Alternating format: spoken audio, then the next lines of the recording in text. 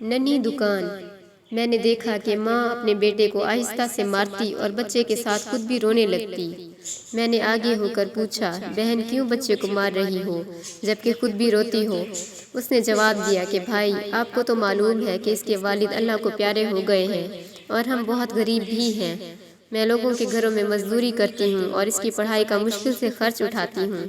یہ کم بخت اسکول روزانہ دیر سے جاتا ہے اور روزانہ گھر دیر سے آتا ہے۔ جاتے ہوئے راستے میں کہیں کھیل کود میں لگ جاتا ہے اور پڑھائی کی طرف ذرا بھی توجہ نہیں دیتا، جس کی وجہ سے روزانہ اپنی اسکول کی وردی گندی کر لیتا ہے۔ میں نے بچے اور اس کی ماں کو تھوڑا سمجھایا اور چل دیا۔ ایک دن صبح صبح سبزی منڈی کچھ سبزی وغیرہ لینے گیا تو اچانک میری نظر اسی 10 سالہ بچے پر پڑی جو روزانہ گھر سے مار کھاتا تھا۔ کیا دیکھتا ہوں کہ وہ بچہ منڈی میں پھر رہا ہے اور جو دکاندار اپنی دکانوں کے لیے سبزی خرید کر اپنی بوریوں میں ڈالتے ہیں تو ان سے کوئی سبزی زمین پر گر جاتی ہے تو وہ بچہ فوراً اٹھا کر اپنی جھولی میں ڈال لیتا۔ میں یہ ماجرا دیکھ کر پریشانی میں مبتلا ہو رہا تھا کہ چکر کیا ہے۔ میں اس بچے کو چوری چوری فالو کرنے لگا۔ جب اس کی جھولی سبزی سے بھر گئی تو وہ سڑک کے کنارے بیٹھ کر اونچی اونچی آوازیں لگا کر اسے بیچنے لگا۔ منہ پر مٹی، گندی وردی اور آنکھوں میں نمی کے ساتھ ایسا دکاندار زندگی میں پہلی بار دیکھ رہا تھا۔ دیکھتے دیکھتے اچانک ایک آدمی اپنی دکان سے اٹھا جس کی دکان کے سامنے اس بچے نے ننھی سی دکان لگائی تھی۔ اس شخص نے آتے ہی ایک زوردار پاؤں مار کر اس ننھی سی دکان کو ایک ہی جھٹکے میں ساری سڑک پر پھیلا دیا اور بازو سے پکڑ کر اس بچے کو بھی اٹھا کر دھکا دے دیا۔ ننھا دکاندار آنکھوں میں آنسو لیے دوبارہ اپنی سبزی کو اکٹھا کرنے لگا اور تھوڑی دیر بعد اپنی سبزی کسی دوسری دکان کے سامنے ڈرتے ڈرتے لگا لی۔ بھلا اس شخص کا جس کی دکان کے سامنے اب اس نے اپنی ننھی دکان لگائی۔ اس شخص نے اس بچے کو کچھ نہیں کہا۔ تھوڑی سی سبزی تھی، جلدی فروخت ہو گئی اور وہ بچہ اٹھا اور بازار میں کپڑے والی دکان میں داخل ہوا اور دکاندار کو وہ پیسے دے کر دکان میں پڑا اپنا اسکول کا بیگ اٹھایا اور بنا کچھ کہے اسکول کی جانب چل دیا۔ میں بھی اس کے پیچھے پیچھے چل رہا تھا۔ جب وہ بچہ اسکول گیا تو وہ 1 گھنٹہ دیر ہو چکی تھی، جس پر اس کے استاد نے ڈنڈے سے اسے خوب مارا۔ میں نے جلدی سے جا کر استاد کو منع کیا کہ یتیم بچہ ہے، اسے مت مارو۔ استاد فرمانے لگے کہ سر، یہ روزانہ 1 گھنٹہ دیر سے آتا ہے۔ میں روزانہ اسے سزا دیتا ہوں کہ ڈر سے اسکول ٹائم پر آئے اور کئی بار میں اس کے گھر بھی پیغام بھیج چکا ہوں۔ بچہ مار کھانے کے بعد کلاس میں بیٹھ کر پڑھنے لگا۔ میں نے اس کے استاد کا موبائل نمبر لیا اور گھر کی طرف چل دیا۔ گھر جا کر معلوم ہوا کہ میں جو سبزی لینے گیا تھا وہ تو بھول ہی گیا ہوں۔ حسب معمول بچے نے اسکول سے گھر آ کر ماں سے ایک بار پھر مار کھائی ہوگی۔ ساری رات میرا سر چکراتا رہا۔ اگلے دن صبح کی نماز ادا کی اور فوراً بچے کے استاد کو کال کی کہ منڈی ٹائم پر ہر حالت میں منڈی پہنچے، جس پر مجھے مثبت جواب ملا۔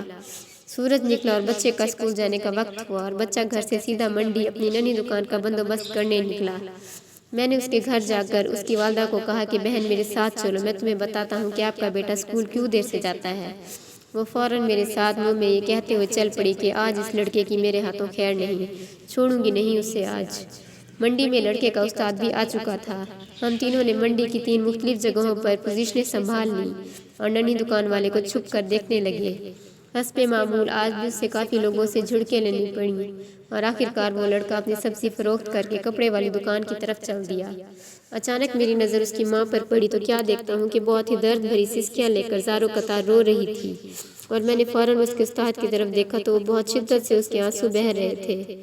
دونوں کے رونے سے میں مجھے ایسا لگ رہا تھا جیسے انہوں نے کسی مظلوم پر بہت ظلم کیا ہو اور آج ان کو اپنی غلطی کا احساس ہو رہا ہو۔ اس کی ماں روتے روتے گھر چلی گئی اور استاد بھی سسکیاں لیتے ہوئے اسکول چلا گیا۔ حسب معمول بچے نے دکاندار کو پیسے دیے اور آج اس کو دکاندار نے ایک لیڈی سوٹ دیتے ہوئے کہا کہ بیٹا، آج سوٹ کے سارے پیسے پورے ہو گئے ہیں، اپنا سوٹ لے لو۔ بچے نے اس سوٹ کو پکڑ کر اسکول بیگ میں رکھا اور اسکول چلا گیا۔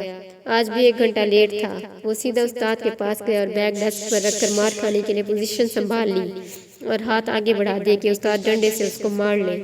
استاد کرسی سے اٹھا اور فوراً بچے کو گلے لگا کر اس قدر زور سے رویا کہ میں بھی اسے دیکھ کر اپنے آنسوؤں پر قابو نہ رکھ سکا۔ میں نے اپنے آپ کو سنبھالا اور آگے بڑھ کر استاد کو چپ کرایا اور بچے سے پوچھا کہ جو بیگ میں سوٹ ہے وہ کس کے لیے ہے؟ بچے نے جواب دیا کہ میری ماں امیر لوگوں کے گھروں میں مزدوری کرنے جاتی ہے اور اس کے کپڑے پھٹے ہوئے ہوتے ہیں، اس کے پاس جسم کو مکمل ڈھانپنے والا کوئی سوٹ نہیں ہے، اس لیے میں نے اپنی ماں کے لیے یہ سوٹ خریدا ہے۔ یہ سوٹ اب گھر لے جا کر ماں کو دو گے؟ میں نے بچے سے سوال پوچھا۔ جواب نے میرے اور اس کے استاد کے پیروں کے نیچے سے زمین ہی نکال دی۔ بچے نے جواب دیا، نہیں انکل جی، چھٹی کے بعد میں اسے درزی کو سلائی کے لیے دوں گا اور روزانہ تھوڑے تھوڑے پیسے جمع کر کے سلائی دوں گا، اور جب سلائی کے پیسے پورے ہو جائیں گے تب میں اسے اپنی ماں کو دوں گا۔ استاد اور میں یہ سوچ کر روتے جا رہے تھے کہ ابھی اس معصوم کو اور منڈی جانا پڑے گا اور لوگوں سے دھکے کھانے پڑیں گے اور ننھی دکان لگانی پڑے گی۔ آخر کب تک غریبوں کے بچے ننھی دکانیں لگاتے رہیں گے؟ آخر کب تک؟ اس واقعے سے ان لوگوں کو عبرت حاصل کرنی چاہیے جن کے پاس رب کا دیا سب کچھ ہے، مگر ناشکری ان کی زبانوں سے جاتی نہیں اور حرص و ہوس کم نہیں ہوتی۔